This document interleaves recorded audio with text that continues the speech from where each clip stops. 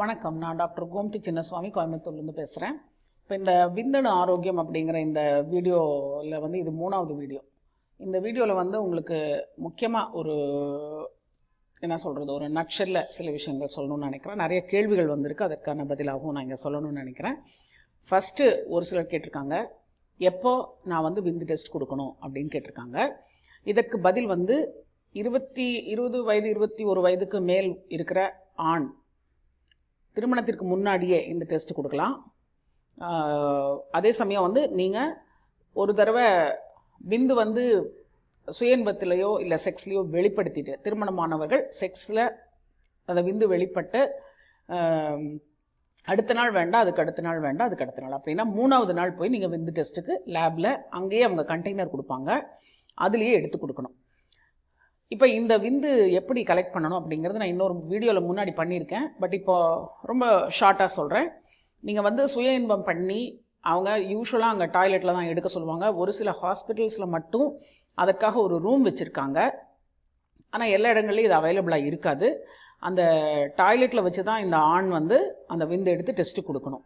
அப்போ சுய இன்பம் பண்ணி விரைப்புத்தன்மையை வர வச்சு நிதானமாக ஒரு 2-3 நிமிஷமாவது அந்த விரைப்புத்தன்மையை நிற்க வச்சு அந்த இன்ப உணர்வு வந்த பின்ன அந்த விந்து எடுக்கிறது நல்லது. அப்போ தான் அந்த விதையிலிருந்து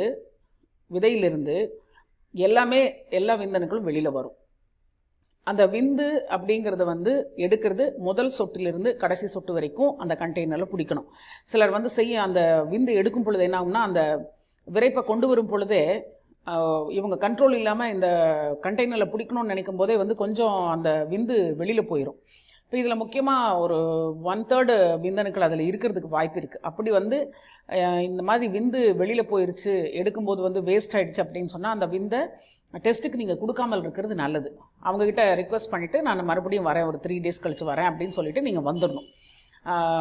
இந்த மாதிரி ஸ்ட்ரிக்டாக 3rd day எடுக்கணும். ஃபஸ்ட்டு சொட்டிலிருந்து லாஸ்ட் சொட்டு வரைக்கும் கம்ப்ளீட்டாக அந்த கண்டெய்னரில் பிடிச்சி கொடுக்கணும்.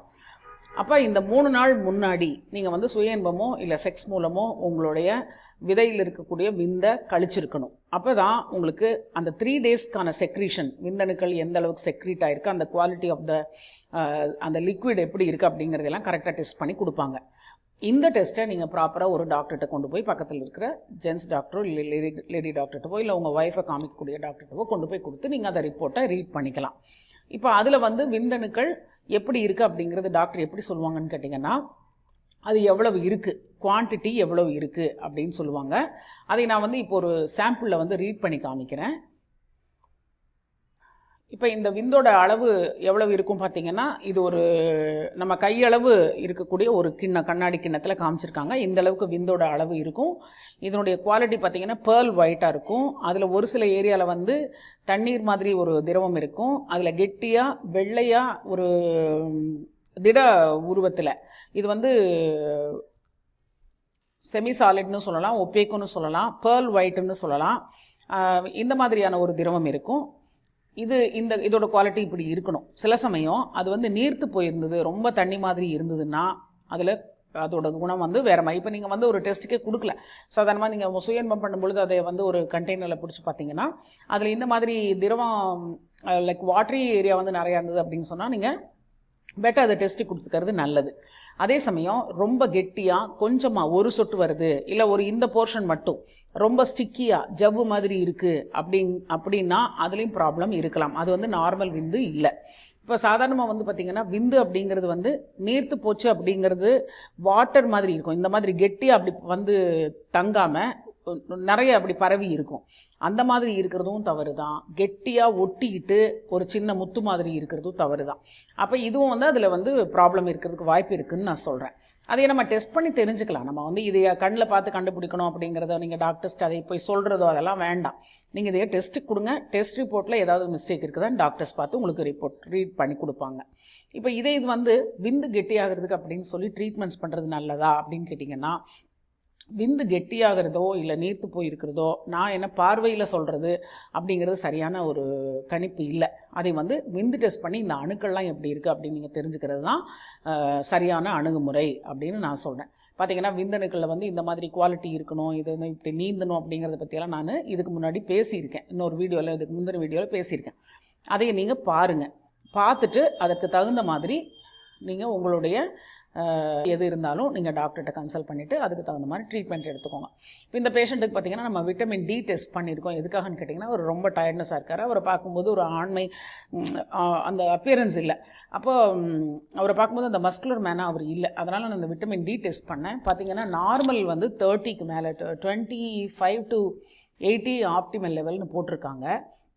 இப்போ இவருக்கு 8 இருக்குது, லெஸ் தேன் 8 வந்து சிவியர் டெஃபிஷியன்சின்னு வந்திருக்கு. ஸோ இப்போ இது எதுக்காக இந்த டெஸ்ட் பண்ணோன்னு பார்த்தீங்களா, இதில் வந்து ரொம்ப அதிகமான குறைபாடு அவருக்கு இருக்குது. ஸோ இதனால் இவருக்கு விட்டமின் டி ட்ரீட்மெண்ட்டும் சொல்லியிருக்கோம். இந்த விட்டமின் டி பற்றி நான் உங்களுக்கு அடுத்த ரிப்போர்ட்டில் அடுத்த ஒரு வீடியோவில் சொல்கிறேன். டெஸ்டோஸ்டிரோன் அப்படிங்கிறது 4.29 இருக்குது இவருக்கு. இதை பற்றியும் நான் இன்னொரு வீடியோ பண்ணணும்னு நினைக்கிறேன். ஸோ இப்போ உங்களுக்கு வந்து நீங்கள் இப்போ இந்த விந்தணுக்களை புரிஞ்சுக்கிறது, விந்து புரிஞ்சுக்கிறது பற்றி உங்களுக்கு இது எளிதாக இருக்கும்னு நினைக்கிறேன். ஸோ நீங்கள் ஒரு ஆணாக இருந்தால் உங்களுடைய விந்தணுக்கள் குழந்தை வந்து ஒரு பெண்ணிடம் கரு உருவாகுவதற்கு உங்களுடைய விந்தணுக்கள் கரெக்டாக இருக்கா அப்படின்னு தெரிஞ்சுக்கிறது அவசியம் அப்படின்னு சொல்கிறேன். ஸோ நீங்கள் அதை வந்து எந்த ஒரு ஃபார்மாலிட்டியும் கிடையாது. இது ஒரு பெரிய இன்டர்னல் ப்ரொசீஜரும் கிடையாது. It's a very simple procedure. சாதாரணமாக வந்து திருமணமாகி ஒரு வருஷத்துக்குள்ளே குழந்தை ஆகலை அப்படின்னா ஃபஸ்ட்டு ஆணுக்கு தான் டெஸ்ட் பண்ண சொல்கிறாங்க. அதைவே இப்போ நம்ம வந்து என்ன சொல்கிறோம், நிறைய பேருக்கு இந்த விந்தணுக்களில் பிரச்சனை இருக்கிறதுனால நீங்கள் திருமணம் வரைக்கும் வெயிட் பண்ணாதீங்க, முன்னாடியே டெஸ்ட் பண்ணி அதற்கு அப்படி ஏதாவது மிஸ்டேக் இருந்தால் அதுக்கு ட்ரீட்மெண்ட் எடுத்துக்கோங்கன்னு சொல்கிறோம். ஏன்னா எதையுமே வருமுன் காப்போம் அப்படிங்கிற ஒரு திட்டம் தான் நல்லது. உங்களோட ஆரோக்கியத்துக்காக நான் இதையே உங்களுக்கு பகிர்ந்துக்க விரும்புகிறேன். நன்றி, வணக்கம்.